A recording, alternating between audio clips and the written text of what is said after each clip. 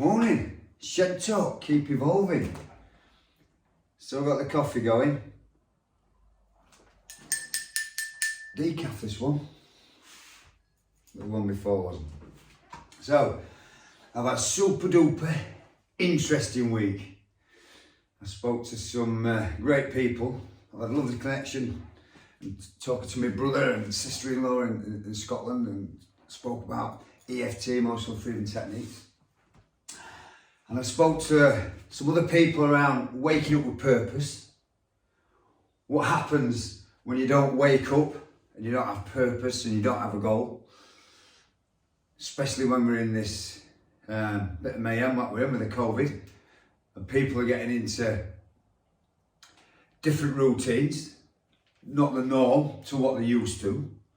And some people are finding it hard to manage that state and function as well as what they did function prior to the COVID-19 situation. And I spoke to quite a few people really around daily actions, daily routines. For some, things have become a chore. Your actions and your chores and your daily actions have a massive effect on your wellness, your well-being, your mental health, your body, emotions within your body, mind, subconscious mind. Repetition of programming ourselves, doing the same thing day in, day out. We become that person, we become them new actions, we become them new thoughts. And that's evidence-based through the neurotransmitters, what wires together, fires together, and you become that person. Some people you might talk to or spend a bit of time with, not that we're allowed to spend lots of time with people at the moment, you might think, they're changing, they're different, the personality is different. Our personality is made up through our actions, behaviours, beliefs and perceptions around what's around us. And if you've got different actions, different beliefs from what's around us at this time, you're going to change. You're going to change. So the couple of people I've worked with this week, we've looked at waking up with purpose. Waking up with purpose. Taking yourself to that place of least resistance within that day. To feel that you're more functional. Feeling that you are feeling more connected, more whole to yourself. And I can remember working with a group many years ago, and we looked at body alignment, changing state by actions, and feeling different by actions. And sometimes, you know, if you look at some people, they might be a little bit low in mood, they might be a little bit closed.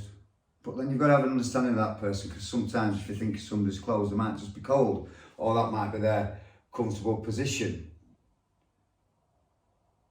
So what you've got to do is have an understanding of their body language, if you like. What's their perception of themselves? What positions do they get themselves into? Because whatever position they're in, the mind will follow the body. The mind will follow your body. You know, a runner, I spoke to Dean Kirkham about this a few weeks ago. So I'm out doing my running and I'm focused on more little sharper arms, and my legs will follow my arms. So if my arms are going a little bit quicker, I'm in alignment with myself, my pace is improving, if that makes sense. When a boxer's ready and he's good to go and he gets in his stance, he's switched on, it's plugged in, it's good to go. His peripheral vision's open, he's sharp, he's feeling aware. You can utilise these kind of concepts and these people who can change state instantly, because you can learn to change state instantly. It's about getting away from the environment, its pros and prompts, and for some suppressing them into that way of being. It's becoming greater than yourself, being greater than the environment. And once you start to think about having purpose within that day and using your body realignment of your body. Chin up, shoulders back, and it's that simple. Lift your eyes up, look to the left. Because your eyes access different parts of the brain. And different parts of the brain, you've got different emotional responses within that brain. So if you learn to be able to find out what's your change of state, what's your purpose state, and fetch that into your day when you get up. So I got up this morning, looked out the window, wow, it's white over with frost, and I'm thinking, I've got my 12-mile run. And Mr. Kirkham's given me a task of 4 miles easy, 4 miles hard, 4 miles easy. I'm like, oh, it's cold out there. Then I'll give myself a little shake, change my head. Got into that more purposeful state, that new way, how I want to be for today. Because I keep everything I do just for today. Although I have a 2-year vision, well, probably go to 3 years now because of the COVID, so let's say I've got a 3-year vision of what I want to accomplish within 3 years, and it's around my sport. There's a certain event that I need to get to, and I need to do it by doing so many races. I've got to be purposeful every day, because what I do every day will get me to there. It will definitely get me to there. So when I get up, and the days that I don't want to do something, and we all have them days that we don't want to do something. But I know, by changing my state, I will get up and I will do what I need to do. If I do the same thing every day in the same way, I'm going to get the same thing. That's good if it's purposeful and it gets to your desired outcome and it gets to your goal. For me, personally, I've got to have goals every day, because them goals every day make up the big goal within that week, but I keep it within the day. And then weeks make the goal within that month. And that monthly goals make them goals within that year. But I just keep it for today. And I know that week, that month, that year will just fall into place. It will become aligned with my purpose. So I wake up with purpose. Have a think about it. What happens if you don't have a goal? What happens if you don't have a goal? Where are you? Is it Groundhog Day? Groundhog Day is okay if it's a purposeful Groundhog Day. Every day in the same way will give you the same results. Why do what makes you bad? People make choices around alcohol.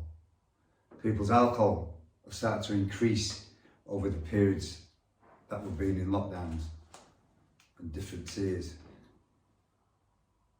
People are not sleeping, people are using substances to go to sleep. They're wiring that connection.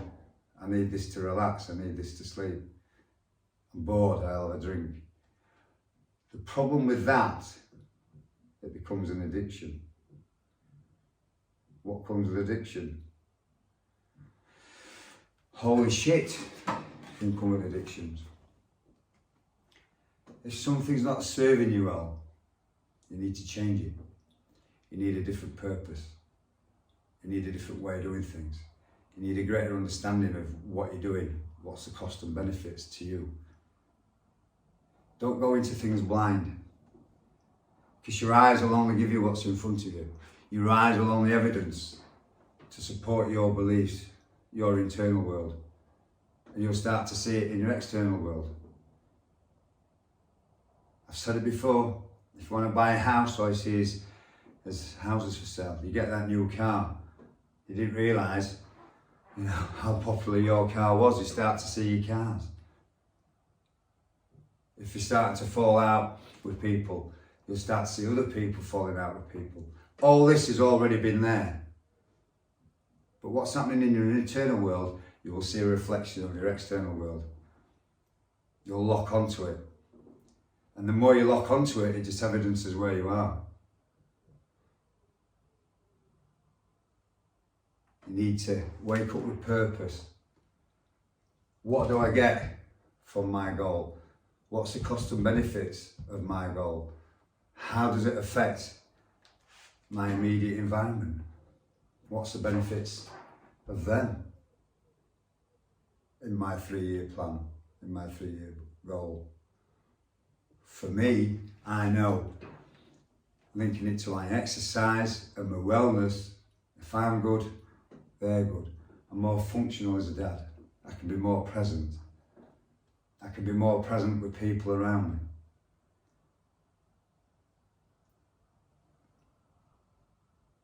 Being purposeful. Look for it in the day. Wake up with purpose. Do it every day. You do it through mindfulness, meditation, training, exercises, different exercises on there, different routines, burpees, kettlebell swings. It's all body movement. Move your body, you move your mind. Move your body, you move your mind.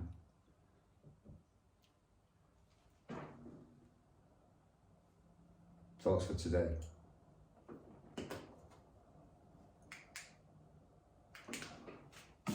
Click.